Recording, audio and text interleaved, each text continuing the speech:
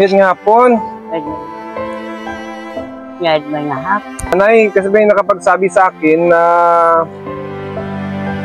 saka daw sa dapat tulungan. Kasi nangangailangan ka daw ng tulong.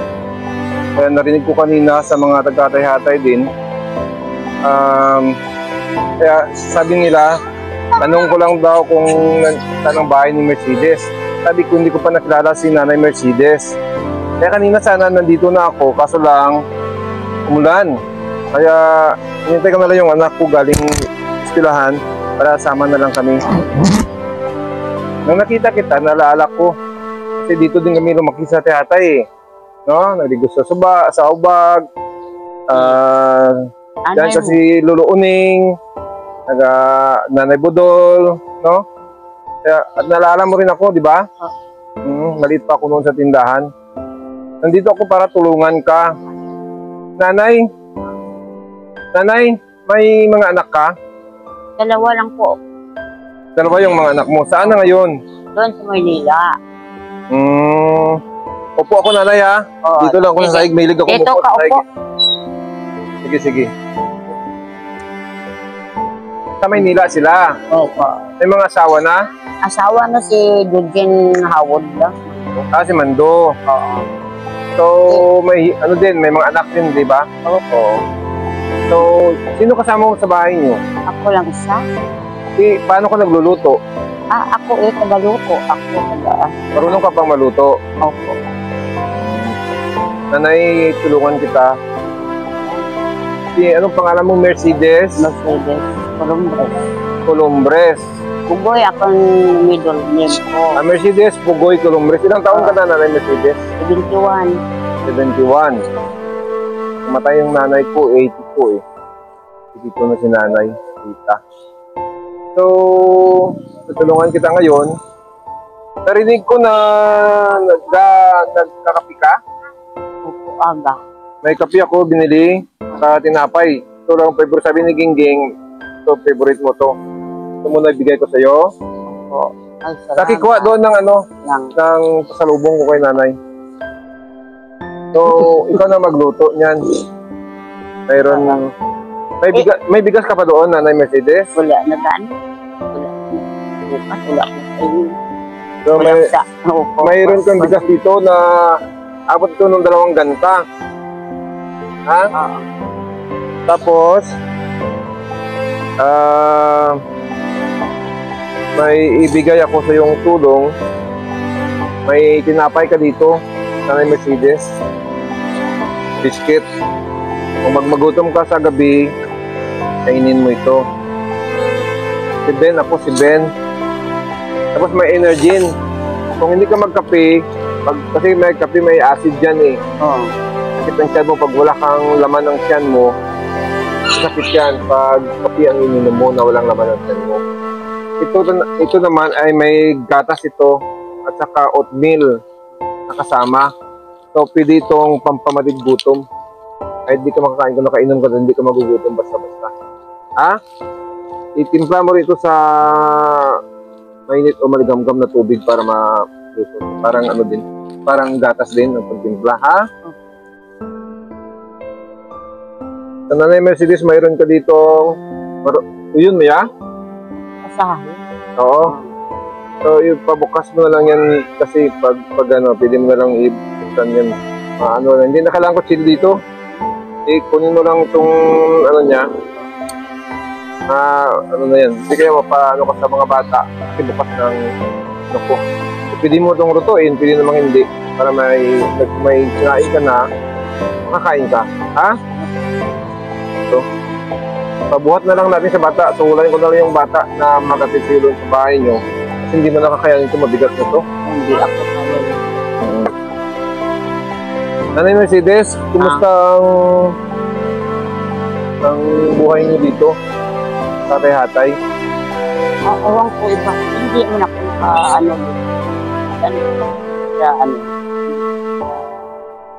dyan na po sa bahay. Pag baha ba hindi naabot bahay mo dyan? Ayaw, maglalim. Pag talagang malalim, maabot ang bahay mo? Oo, maabot. So, nag-evacuate ka? Opo. Pag magbaha, Evacuate Diba? ka Oo, pundo kami dito ng ng rescue. rescue. Opo. Tapos sumasama ka na doon. Oo, tama ako doon. Nakuha ako ay sali.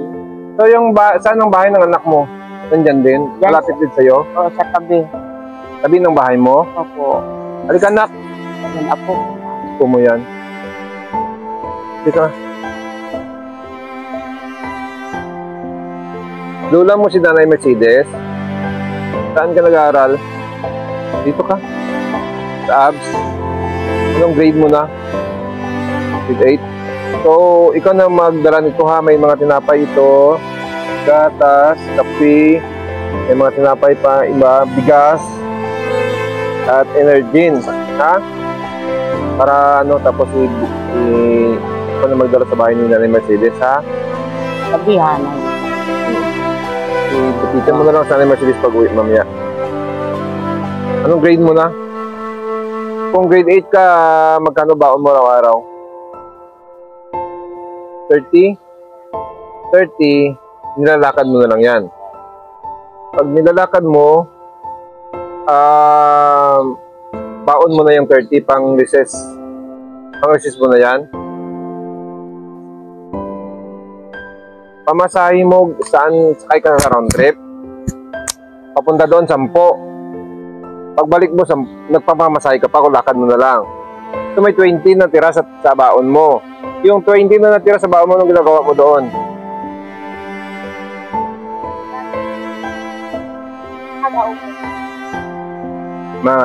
Umuwi ka pag tanghali. Tapos pag uwi tanghali. So, okay na yun.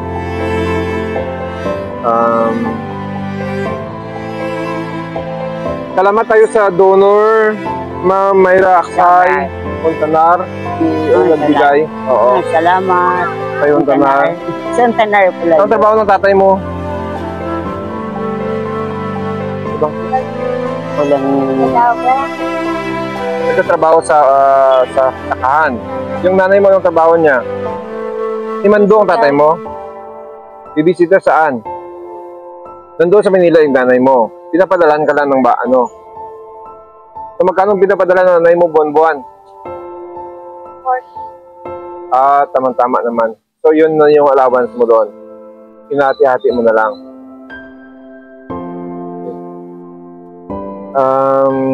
Wala kasi akong... Wala kang pera? Wala. Ay nako.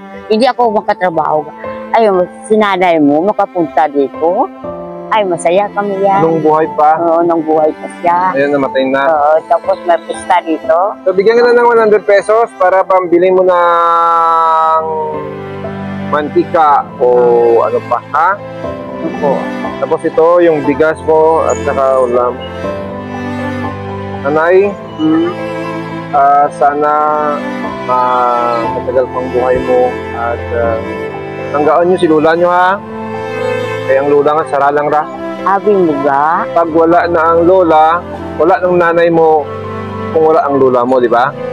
Isa lang yan ang nanay, isa lang ang lola. So, mahalin mo kayong mga bata. Pag mag-asinso kayo, baka tapos kayo sa pag-aral balang araw, tulungan yung mga magulang. Ano, nanay? Ay, may sabihin ng kasi. Kung maniwala ka sa akin. Kasi, anong buwan nakapanaginip ako sa tao, puti ang damit, puti ang dalbas na puti, buhok na puro puti. Tapos, pag nagising, ang mata, nakita ko siya. Pero walang salita sa akin. Nagpakita lang.